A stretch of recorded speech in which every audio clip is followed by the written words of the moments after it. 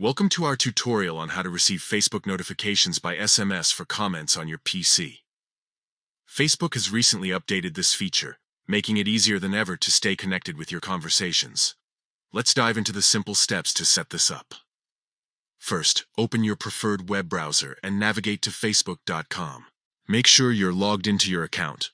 Once you're on the Facebook homepage, look at the top right corner of the screen. You'll see a bell icon. That's your notifications icon. Go ahead and click on it. Now, a drop-down menu will appear showing your recent notifications. But we're not interested in those right now. Instead, look for three little dots next to the See All button at the top of this drop-down. Click on those three dots. A new menu will pop up. From this menu, select Notifications Settings. This will take you to a page where you can customize all your Facebook notifications. On the Notifications Settings page, scroll down until you find the Comments section. Here's where the magic happens.